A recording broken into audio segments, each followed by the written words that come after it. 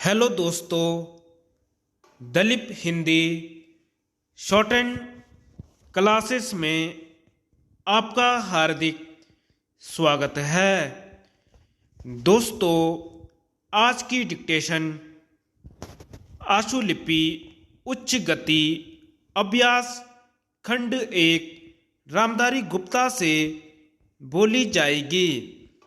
Dictation की गति 80 शब्द प्रति मिनट होगी।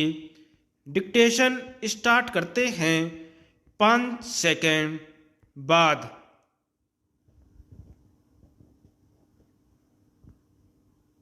अध्यक्ष महोदय, मानव संसाधन विकास मंत्रालय की मांगों के संबंध में बोलने के लिए मैं खड़ा हुआ हूँ।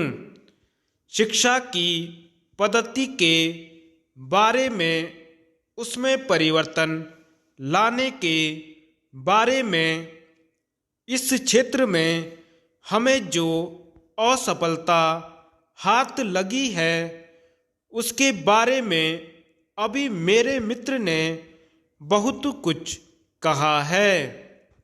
दुर्भाग्य की बात यह है कि देश में सभी लोग यह मानते हैं कि शिक्षा में प्रगति नहीं हुई है। शिक्षा पद्धति में आमूलचूल परिवर्तन नहीं हुए हैं, लेकिन फिर भी इस दिशा में कुछ किया नहीं जाता है। ऐसा प्रतीत होता है कि इस विषय में कुछ भी करने की स्थिति में हम नहीं रहे हैं।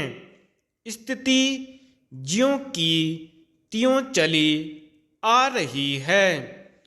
इतना होने पर भी शिक्षा की मद पर होने वाला जो खर्च है और जो उसके लिए धनराशि आवंटित की गई है वह भी बहुत थोड़ी है, लेकिन उस पर न जाकर मैं आपका ध्यान इस ओर दिलाना चाहता हूँ कि मर्ज बढ़ता ही गया ज्यों ज्यों दवा की वाली कहावत ही आज चरितार्थ हो रही है।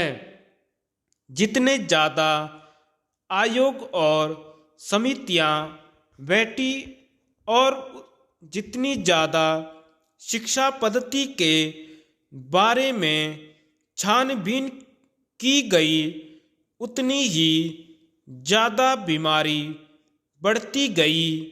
बीमारी का इलाज न होकर और भी खराबियां पैदा होती गईं। अभी मेरे मित्र ने माननीय मंत्री का ध्यान एक रिपोर्ट की तरफ दिलाया था। इस तरह की बहुत सी रिपोर्टें हैं। अभी सदस्य महोदय भी एक रिपोर्ट का जिक्र कर रहे थे। रिपोर्ट तो बहुत सी प्रस्तुत हुई हैं, लेकिन मंत्रालय ने उस पर कभी कार्यान्वयन करने की दिशा में कोई कदम नहीं उठाया। अपनी इस हालत को उन्होंने इसी सदन में स्वयं स्वीकार किया है। अपनी विवशता को उन्होंने स्वयं यहाँ प्रकट किया है। इस विषय पर और अधिक न कहकर मैं आज के दिन मानव संसाधन विकास मंत्रालय का ध्यान दो विशेष विषयों की तरफ दिलाना चाहता हूँ। पहली बात तो मैं हिंदी के बारे में कहना चाहता हूँ। मंत्रालय का काम हिंदी का प्रसार और प्रचार करना है। हिंदी हमारे देश की राष्ट्रभाषा है। संविधान ने उसको राष्ट्रभाषा का स्थान दिया है, लेकिन हिंदी को वह स्थान अभी तक भी ठीक से प्राप्त नहीं हुआ है। इसके कई कारण हो सकते हैं। एक कारण हिंदी प्रेमियों का अधिक उत्साह हो सकता है। दूसरा, दलगत राजनीति से प्रभावित होकर राजनेताओं का भाषा के बारे में अपनाया गया दृष्टिकोण हो सकता है। धन्यवाद।